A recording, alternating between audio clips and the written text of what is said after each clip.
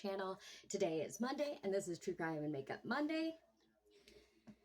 And I figured with all the publicity surrounding the release of Gypsy Blanchard, I would do a segment on her and her mother's murder. I don't think I've covered it before. If I have, I'm sorry, but I don't think I have.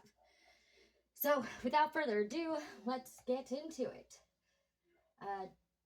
Gypsy Rose Alcida Blanchard Anderson, born July 27, 1991, is an American who was convicted of second-degree murder for the death of her mother, Dee Dee Blanchard, and sentenced to 10 years in prison. Following her mother's death, Blanchard gained international notoriety, and her society was eventually adapted into a Hulu limited series, The Act. She was released on parole in December 2023 after serving 8 years. Following her release, Blanchard has become an advocate for victims of facetious disorder imposed on another, previously called Munchausen syndrome by proxy, and has made numerous media appearances advocating for victims. Blanchard was born on July 27, 1991, to 24-year-old Claudine Dee Dee Blanchard and 17-year-old Rod Blanchard. Her mother first began asserting Gypsy Rose had an array of different health issues from infancy. Her mother told her that she had muscular dystrophy and needed a walker. When she was around 7 or 8 years old, she was involved in a minor motorcycle accident with her grandfather, in which she obtained a minor knee abrasion. After this, Dee Dee had told her that she needed a wheelchair. After Hurricane Katrina destroyed their Louisiana home, which was real. So this was not like a Munchausen thing. Like the hurricane actually happened. We all know that. And their home was destroyed. But she, as I'm going to get into, ended up using Gypsy's made up disease to get things that she otherwise probably wouldn't have gotten for nothing. Even though people were helping out the Hurricane Katrina victims, she played on people's sympathy for Gypsy's fictitious diseases. So yeah. Dee Dee and Gypsy Rose lived in a rented home in Aurora in southwestern Mississippi.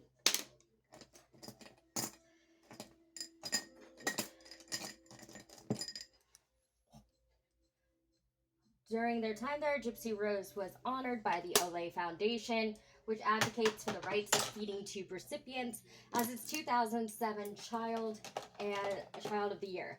The whole time, Gypsy knew she didn't need the feeding tube and knew she could walk. In 2008, Habitat for Humanity built them a small home with a wheelchair ramp and hot tub as part of a larger project on the north side of Springfield to the east, and the two moved there. The story of a single mother with a severely disabled daughter forced to flee Katrina's devastation received considerable local media attention, and the community often pitched in to help the woman who now went by Claudinia Blanchard and whom they knew as Dee Dee. So, not much of a name change, but enough that, nobody would be like, ah.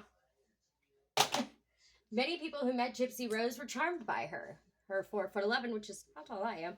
Her 4'11" height, nearly toothless mouth, large glasses, and high, childlike voice reinforced the perception that she had all the problems her mother and her claimed she did. Dee Dee regularly shaved Gypsy Rose's head to mimic the hairless appearance of a chemotherapy patient, allegedly telling her that since her medication would eventually cause her hair to fall out, it was best to shave it in advance. Gypsy Rose often wore wigs or hats to cover her baldness. When they left the house, Dee Dee often took an oxygen tank and feeding tube with them. Gypsy Rose was fed the children's liquid nutrition supplement Pediasure well into her 20s. So she'd been doing this since Gypsy was an infant and well into her adult years. And I don't know for sure if this is true, but I have read in places that Gypsy didn't even know how old she really was, because her mom would lie to get special treatment and stuff. So I don't know. I don't know. But it was a crazy story. Dee Dee used physical abuse to control her daughter, always holding her hand in the presence of others. When Gypsy Rose said something that suggested she was not genuinely sick or seemed beyond her purported mental capacity. Gypsy Rose said she recalls that her mother would squeeze her hand very tightly. When the two were alone, Dee Dee struck her with open hands or a coat hanger. So you as a child know that you're not sick, and you know that the person who is essentially killing you is your parent to, like, make you look sick. And you can't do anything about it because you're never alone. They never leave you alone with anyone. So you can't tell anybody what's going on. You just have to suffer through it. And that's really sad. And actually, it happens a lot more than people think it does. But, like, what are they supposed to do? I'm not saying murder. Don't murder. Murder, bad idea. No murder. But, like, I kind of see from her point of view that she really felt like she didn't have anywhere to go. Dee Dee seems to have at least once forged a copy of Gypsy Rose's birth certificate, changing her date to 1995 to bolster claims that she was still a teenager. Gypsy Rose said in a later interview that for 14 years she was unsure of her real age. Dee Dee sometimes also claimed that the original birth certificate was destroyed during the post-Katrina flooding. Dee Dee did keep another copy with Gypsy's true birth date. Gypsy recalls seeing it during one of their hospital visits and becoming confused. Dee Dee told her it was a misprint. Gypsy Rose had attended science fiction and fantasy conventions. That was a lot of words, sorry. Since 2001, sometimes in costumes, since she could blend into their diverse and inclusive communities in her wheelchair. At a 2011 event, she made what may have been an escape attempt that ended when her mother found her in a hotel room with a man she met online. Again, Dee Dee produced the paperwork giving Gypsy Rose's false younger birth date and threatened to inform the police. Gypsy Rose recalls that afterward, Dee Dee smashed her daughter's computer with a hammer and threatened to do the same to her fingers if she ever tried to escape again. Yeah, because mommy's living a high life off of her child's fake diseases. So she's not going to give that up. She's not stupid. And if she can get money from strangers, she never has to work, which I really think is what this was about. Her mom was lazy and didn't want to work.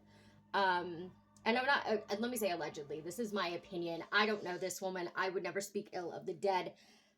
But from what I understand, her father's opinion was that Dee Dee was just lazy, and this was the easiest way to get money, despite the fact that it was hurting her child. Like so many of us wondered, where was the dad during all of this? He was never allowed to speak to his child. He was never allowed to see his child. I didn't even know until she made those TikToks and IG videos that she had siblings. I didn't know that. Did anybody else know that? Because I didn't know that. But yeah, that's the theory, is that she just wanted easy money, and easy money falls into your lap when you have a sick or dying child. And it makes it really hard for the people who genuinely are in need to get the help they need, because it makes people wary when something like this happens. It makes us wary. We don't want to give money to anybody else because we've already been had once, and if we get had twice, then we just look stupid. And, that's unfortunate, because there are people out there who genuinely need help, and they don't get it because of schemes like this. Leading her to believe that if she attempted to go to the police for help, they would not believe her. Sometime around 2012, Gypsy Rose, who continued to use the internet when her mother went to bed to avoid her tightened supervision, made contact online with Nicholas Gojon, a man around her age from Big Bend, Wisconsin, whom she had met on a Christian singles website. Gojon has a criminal record for indecent exposure and a history of mental illness, sometimes reported as dissociative identity disorder. He is also on the autism spectrum. In 2014, Gypsy Rose confided to 23-year-old neighbor Aaliyah Woodmansey, who, unaware that Gypsy Rose was closer to her own age, considered herself a big sister, that she and Gojan had discussed eloping and had even chosen names for potential children.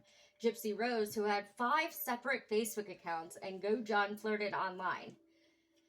Their exchanges sometimes using BDSM elements, which she has since claimed was more what he was interested in.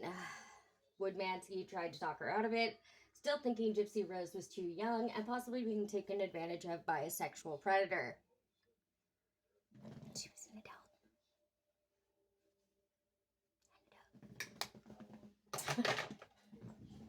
She considered Gypsy Rose's plans just fantasies and dreams, and nothing like this would ever really take place.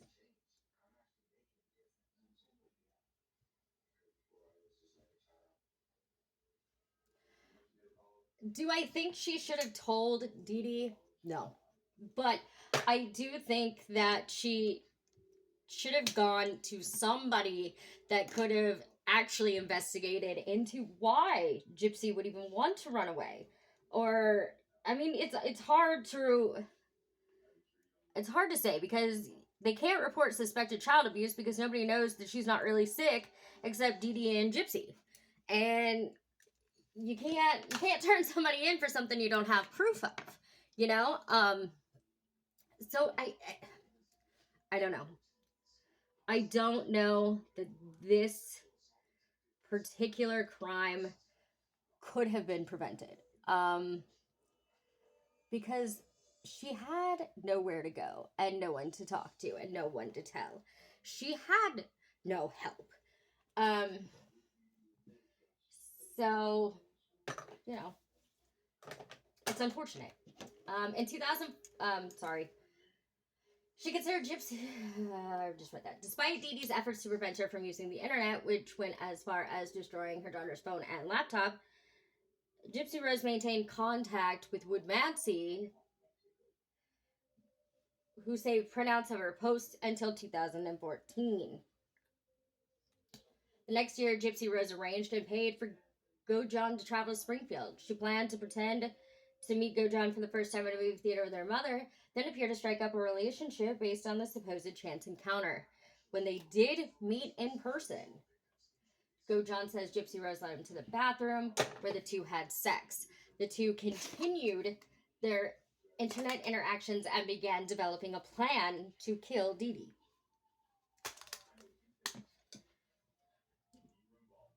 Gojan returned to Springfield on June 10th, 2015, arriving while Gypsy Rose and her mother were away at a doctor's appointment. After they had returned home and Dee Dee had gone to sleep, he went to the Blanchard house. Gypsy Rose let him in and allegedly gave him duct tape, gloves, and a knife, with the understanding that he would use it to murder Dee Dee. So she helped plan this. She gave him the murder weapon. She let him into the house. And she had a hand in this. And we can't overlook that fact. I understand what she went through. I will never say that what she went through was fair or that she deserved it, because she didn't. But murder was not the way out. But I also, I don't know, see, like, I'm on, like, two sides of the fence here. I feel like I'm straddling the fence because, like, murder is not the answer, obviously. But she was afraid. She was afraid to go to somebody and say, there's nothing wrong with me. My mom is abusing me.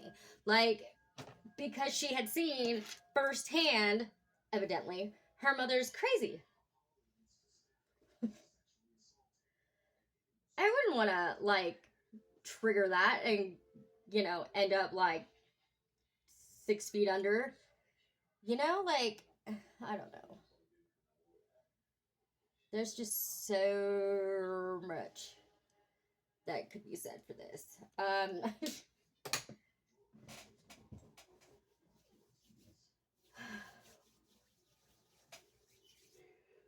She hid in the bathroom and covered her ears so that she would not have to hear her mother screaming. Gojan then stabbed Dee Dee 17 times in the back while she was asleep. Afterward, the two had sex in Gypsy Rose's room and took $5,000 in cash that Dee Dee had been keeping in the house, mostly from child support checks. They fled to a motel outside Springfield, where they stayed a few days while planning their next move. During that time, they were seen on security cameras at several stores. Gypsy Rose said at that point she believed that the two had gotten away with their crime. They mailed the murder weapon back to Good John's house in Wisconsin to avoid being caught with it. Then took a bus there. Several witnesses who saw the pair on their way to the Greyhound station noticed the Gypsy wore a blonde wig and walked unassisted.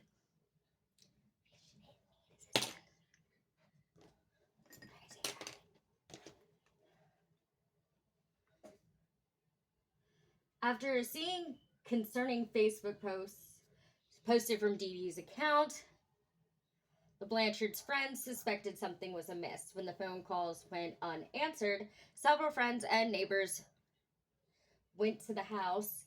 While the friends and neighbors knew that the two often left on medical trips unannounced, they saw Dee Dee's modified car still in the driveway, making an unannounced trip unlikely. Protective film on the windows made it hard to see inside in the low light. No one answered the door, so the gathered friends called 911.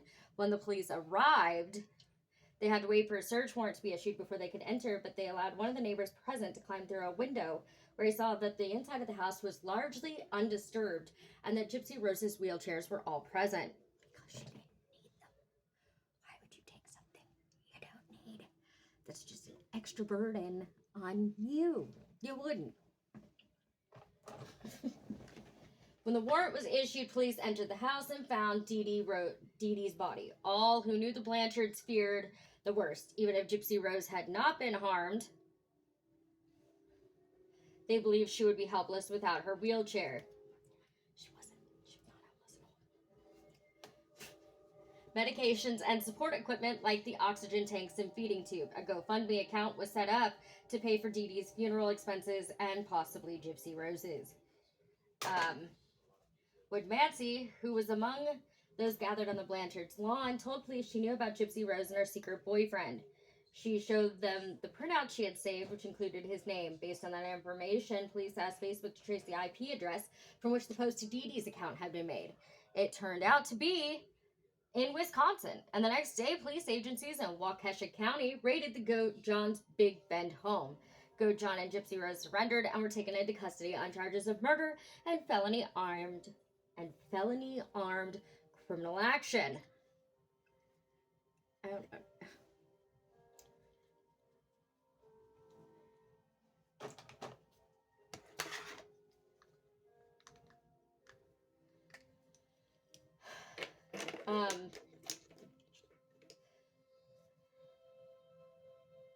The news that Gypsy Rose was greeted with relief in Springfield, where she and Goat John were soon extradited and held on $1 million bond. But in announcing the news, Greene County Sheriff Jim Arnott warned things are not always what they appear. The media in Springfield soon reported the truth of the Blanchards' lives. The Gypsy Rose had never been sick and had always been able to walk, but her mother made her pretend otherwise, using physical abuse to control her. Arnott urged people not to donate money to the family until investigators knew the extent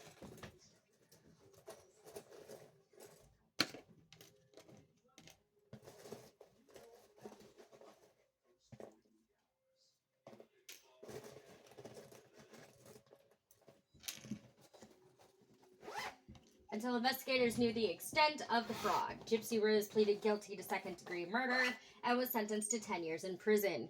Goat John was found guilty of first-degree murder and sentenced to life in prison. An additional 25 years for armed criminal action. While in prison, she got engaged to a man named Ken, who she met through a pen pal program. They subsequently ended their relationship in July 2022. Sorry, struggle with the words there. She married Louisiana teacher Ryan Anderson in a prison ceremony with no guest present. After Blanchard was released on parole on December 28th, 2023, after serving 8 years of her 10-year sentence. She announced her ebook, released Conversations on the Eye of Freedom, would be released in January 2024. Following her release, Blanchard began giving interviews to various news outlets and television programs. In her first television interview on January 5th, she spoke to Good Morning America and CNN. Later that day, she appeared... That was bugging me, sorry. She appeared on an episode of The View in which she discussed her release from prison and her plans going forward. There have been many portrayals of Gypsy Rose and Dee Dee Blanchard in film and television. HBO released a documentary film, Mommy, Dead, and Dearest, in 2017. Interesting title. It included exclusive interviews from Blanchard and Go John, the CBS network talk show Dr. Phil, episode Mother Knows Best, A Story of Munchausen by Proxy, and Murder, featuring interviews with Gypsy Rose, her father, and stepmother, premiered on November 21st, 2017. In 2019, Hulu released an 8-part miniseries. The Act, Joey King portrayed Gypsy Rose, and Patricia Arquette portrayed Dee Dee. Drag queen BOA. Sorry, give me just a second.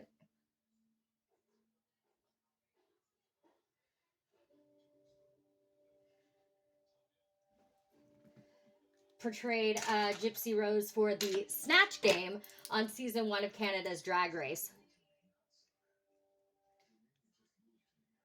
Interesting. Interesting, yes.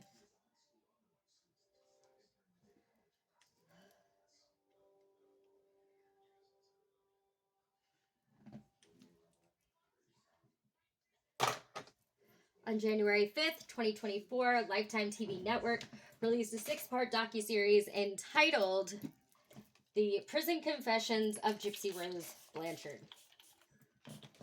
So, as I said, I'm not really sure how I feel about this. I kind of feel like I'm straddling the fence a little. Because what happened to her was not right. And I realized that she truly believed, and I can see how she believed, that there was no way out from under her mother's, influence or care or lack thereof. And it's hard when you know you're not sick, you're not in need of these things that are being taken from other people who actually are sick and are ill, and there's not a whole lot you can do about it, because if you tell, then, something worse might happen, and it's a very, very complicated situation, and honestly, I don't know. I don't know what you would do in that situation, and I can't sit here and say that I would have been any different or handled it any differently when I've never been in that situation, and I've never had to be in that situation. So I think the most important thing to remember when it comes to cases like this is that these are real people, and these are real people whose lives have been, thrown around and discarded, and they've been treated badly. Some have even been poisoned or whatever to get the supposed help that their family member claims they need. And it's important to remember that usually the people who are doing this to them are their caregivers, our parent. So I'm not saying that what Gypsy Rose did was right, and I will never say that, because murder is wrong, and we shouldn't, and I would never encourage anybody to handle their situations that way. But I'm saying that we can't speculate too much, because we're not in that situation, and we haven't been in that situation. And if you haven't been in that situation yourself, then you really don't have any right to talk about how somebody else felt. I am not Gypsy Rose. I cannot tell you how she felt. I do not know her, so I have not done an interview with her. But I do know, and I feel obligated to state again, murder is not the answer. As always, please don't do anything I wouldn't do. Be cautiously kind to others and make good choices. And I'll see y'all next week. Bye.